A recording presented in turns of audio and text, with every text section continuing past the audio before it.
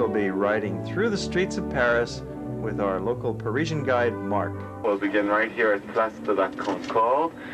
During the French Revolution, this royal square, which was built in the 18th century by the architect Gabriel for Louis XV, is where the guillotine was located. It was assembled and dismantled throughout the year 7. So at that time, the name of the square was changed to Place de la Révolution, Revolutionary Square, and Napoleon gave it a more peaceful name, Concorde Square, which means harmony, hope, and peace. This huge and beautiful royal square is sometimes called the crossroads of Paris. When you're going north, south, east, or west, you generally come across this huge and beautiful royal square, the Place de la Concorde. So there, the fountains on each side of the obelisk are copies of the fountains in St. Peter's Square in Rome. One is dedicated to oceans and seas, the other to rivers and streams. As we drive up Royal Street, since it's early this morning, we'll drive through the city center. We'll see all of Paris today, including Les Invalides of the Luxembourg Gardens, the Cathedral of Notre Dame. Oh, I think by the end of the morning you'll have seen more monuments and you have fingers on your hands to count. And then that's why you'll like Paris. And as we come to the corner, one of the world-famous cafe bars called the Café de la Paix, where people go to be seen, if you know what I mean. And here, the Opera House. It was built by Charles Garnier when he was 35 years old, and it's one of the largest in the world. The stage can hold over 500 performers. It's used when the entire ballet company performs. It's now devoted to ballet. By the time the Opera House was completed, built in 1875, Napoleon III had died in exile, but I think you would agree his wish was fulfilled. Center of one of the most beautifully preserved squares, and I think you'll want to admire as soon as we reach the Place Vendôme. Take a look at this square. Yeah, generally I hear people saying woo and ah. Looking to the right, you see something very ritzy, and it's the Ritz Hotel. And you know who stayed there? She's a woman who had her apartments there, and her shop was just on the other side of the hotel, which happens to be Rue Cambon, where your hotel is located. That woman invented something with the number 5. Coco Chanel lived and died in the Ritz, and so she'd come into the Ritz this way, she'd go out on the other side in her shop, which is on Rue Cambon, where your hotel is located.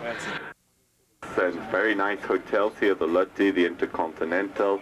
And just as you can see, St. Honoré Street is a very long street. It's an east-west street. It follows Rivoli Street. And you can continue here in either direction. And all of these boutiques will be opening later this morning. But even in this neighborhood, you'll find small food shops. If you want to come out and buy some fresh fruit, some beverages, you'll find that right here on St. Honoré Street. Here on your left is another theater. It's the Comédie Française, created 300 years ago by Louis XIV. It's a national theater. And now we're going to squeeze our way into the narrow gates of the Louvre.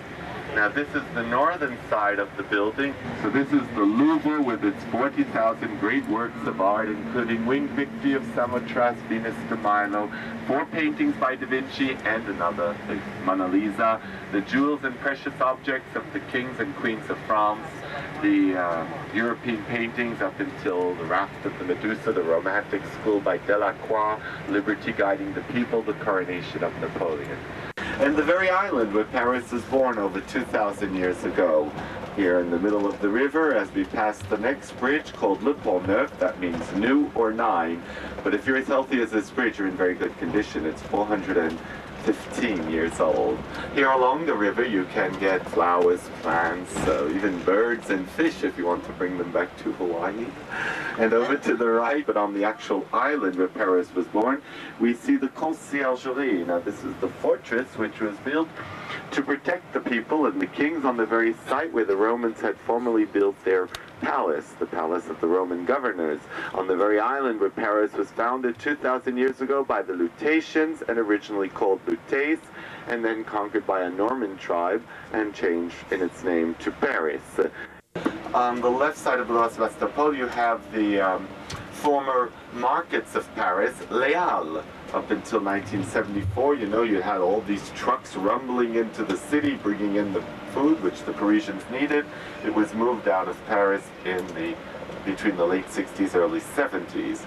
And it's a huge pedestrian zone with 3 levels of underground shops. On va descendre là, hein? And now we're going to get out of the coach and walk through the pedestrian zone on the right-hand side, which will give us an opportunity to admire something rather controversial as well, although it's been here now since 1977, and I'll tell you more about it. It's the Pompidou Center. It's not yet open. It opens at 10 o'clock, but it's open all day long until 10 p.m. But it's worth a view and a few photos.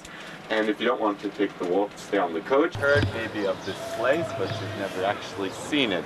It was during the time of President George Pompidou, where all the functional parts of the building would be on the outside, so that on the inside you have 5 levels of great amount with the greatest amount of space du Center, or actually the National Museum of Culture and Art, George Pompidou. That's officially its name, and it cost $300 million to be built.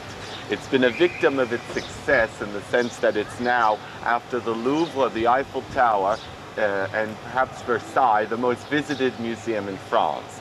So it houses inside it the Museum of Modern Art, that is to say all of the artwork after the year 1905. So that would include Picasso, Modigliani, Chagall, art. Back in the late 70s it did create quite a scandal, but indeed it's been quite a success. And as far as modern art goes, it really has everything from the year 1905 right up to the artwork that was made last year or yesterday, and changing exhibits, plus the permanent exhibit of the Museum of Modern. We are 2.2 million Parisians, with the suburbs 10 million, but within the 20 arrondissements, it's 2.2 million. So actually Paris is not that large a city, it's very concentrated, and it's a city, as you see, of apartment buildings. So here again, the City Hall on your left.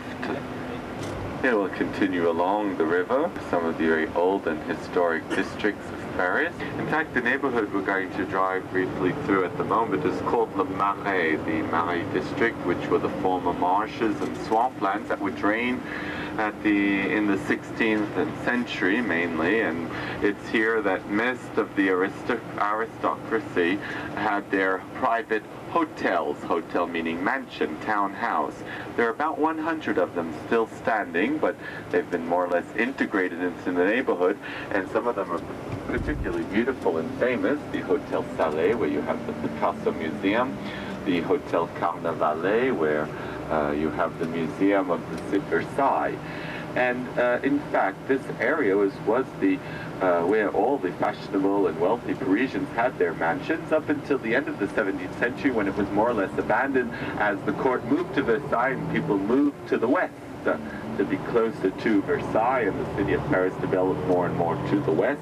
And this Marais district is very run down and abandoned and nearly slated to be demolished. Fortunately enough, committees to preserve old and historic Paris were created to ensure that the beautiful hotels and mansions of workers. The Marais district was centered around the famous Bastille. There is something very new on the square, and that's right here to your right. And this big kettle-shaped building is the new Opera House that was inaugurated in 1989 under the direction of Myung-Whun Chung, one of the famous inhabitants of this neighborhood in the 18th century. His statue on your right is Beaumarchais, the writer of The Marriage of Figaro and The Barber of Seville. Now this is a very nice and typical street of Paris, Rue Saint-Antoine. One of these private mansions is here, the Hotel de Mayenne on your left. It has yet to be restored. And I'm going to show you perhaps the most beautiful of them all, the Hotel de Sully. Okay, so we're going to get off here again and make up guides, lectures, monuments, and historic sites. It's the Hotel du Sully.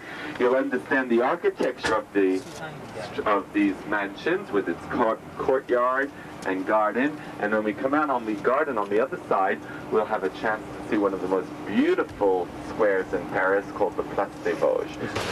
Well, believe it or not, there are many Parisians who have never seen this square and have never crossed it or they've even heard of it. It's called the Place des Vosges. It's the oldest royal square in Paris.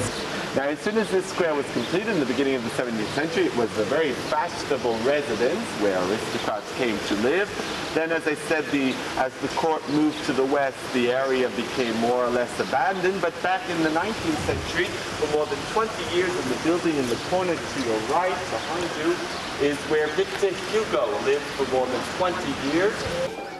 And indeed, a surprise to most of you, I should think, to go from the gardens into that beautiful royal square. Ahead of us up on the roof, we have the Tour d'Argent, and we'll drive around one of the loveliest gardens in all of Paris, the Luxembourg Gardens, a favorite spot for Parisians. Mothers with their young children, students studying at the University of Paris enjoy coming to the gardens during the day. It's very quiet and peaceful. A pool of water, the famous marionette theater, the puppet show for children. Very nice parts of the gardens where you can see the School of Botany growing very beautiful fruits. To eat them, you have to be invited by the President of the Republic, Britain. So there, in line with Montmartre, the Luxembourg Palace, the observatory, the fountain, the two statues and columns. This is the north-south axis of the city of Paris, called the Meridian of Paris.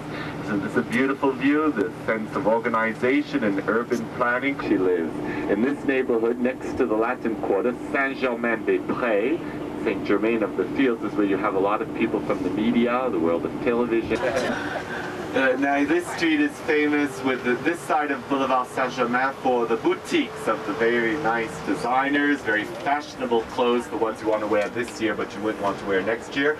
On the other side of Saint-Germain Boulevard we have the antique shops and art galleries. But when you reach it's a Romanesque built town with its thick walls, small windows, very massive style of architecture, and it was consecrated in 1163, which is the same year Notre Dame was begun. So it might very well be the oldest parish church in the city. There's also a church up in Montmartre that makes the same claim.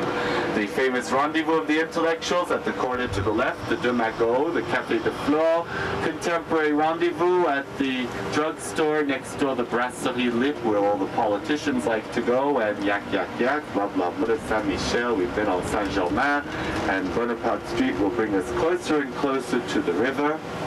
And you notice here, now you have the art galleries, antique shops. On the other side of the boulevard, the fashion designers. Streets here, like this one here to the right, we certainly couldn't take the coach down that street. And at this corner to the right was a seedy old hotel. In the beginning of the century, Oscar Wilde lived and died there. It's now so fashionable that it doesn't even have a name. It's called Hotel. L'Hotel. It's there where you have...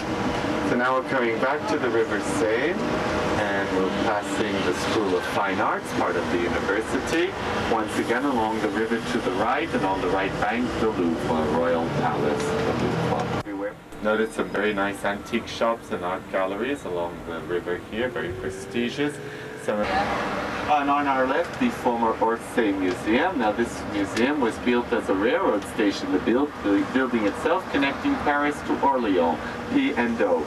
But already before the war, the trains were too big, the platforms were too short, and it was used for other purposes until in 1987 it was inaugurated as the Museum of 19th Century Art, including the paintings of Whistler's Mother, the Weekliness, the Angelus by Jean-François Millet, and all your famous impressionists such as Renoir, Manet, Monet, Van Gogh, Sisley, Toulouse-Lautrec. A wonderful museum of 19th century art, Pompidou Center for Modern Art, Louvre Museum for Classical Art and Antiquities. Hotel des Invalides. And after the hospital part was constructed, the Royal Chapel, rising up 310 feet in the air, built by the great architect of the Hall of Mirrors in the Place Vendôme. We'll go back to the right bank using the loveliest of the 33 bridges. The Alexander III Bridge with its golden statues, crystal street lamps. So I'm leaving the best for the end, I might say, but now drive triumphantly up the Champs-Élysées to the Arch of Triumph and finish nearby the Eiffel Tower. And now we're on the Champs-Élysées. Can you say that in English? Champs-Élysées? And that doesn't mean Champs-Élysées, but Elysian Fields in Greek mythology. And this 16-lane avenue is certainly one of the most famous in the world. This is a traditional promenade in Paris. You want to do something very Parisian, you go walking up and walking down the Champs-Élysées. It was once lined with private mansions, now very commercial. Number 25 on your left is the last private mansion on the Champs-Élysées. The Champs-Élysées is one of the 12 avenues leading up to the Arch of Triumph. And notice the arch, how it seems to be sparkling in the sun. You'll have really nice photos today. The weather is splendid, huh? The importance of the arch is symbolic. Underneath you have the tomb of the unknown French warrior, symbol of honor and sacrifice. So this is the 16th arrondissement, one of the wealthiest, the most expensive to buy or rent apartments. Many embassies and consulates are here in the 16th. Here it's rather commercial and very quiet at this time of the day, and this day, but as you go further west it becomes very residential. In the lovely gardens called the Fields of Mars. We'll stop for some photos there. I think you'll see it's a lovely setting for this grand monument. That's certainly not the oldest, but the most famous of the monuments of Paris. And it's more than 110 million visitors who have come to the tower since she was built. And a beautiful setting, if you like gardens, here in the Champs de Mars. The Eiffel Tower is the real one, 104 years old, built for the World's Fair in the year 1889 by Gustave Eiffel, rising up 1,000 feet for 7,000 tons. Built merely as an attraction in 1889 for the World's Fair, she would have been destroyed in the beginning of the century. But with the development of wireless radio and television, she's quite useful for broadcasting, and that's why she's here and here to stay. So there she is. If you go up to the top of the tower, well, I won't say you can wave hello to your friends in Hawaii, but you can see 40 miles in all directions. Eiffel once said, the tower is more famous than I am. Think of him, he lived past the age of 90. He'd ride up to the top of the tower and go to work in his office. Now going to ride back along the river all the way to the Concorde Square. I hope I'll have the pleasure of the Louvre tour. After enjoying this complete tour of the city of Paris with Mark, we get ready to enjoy our next profound experience.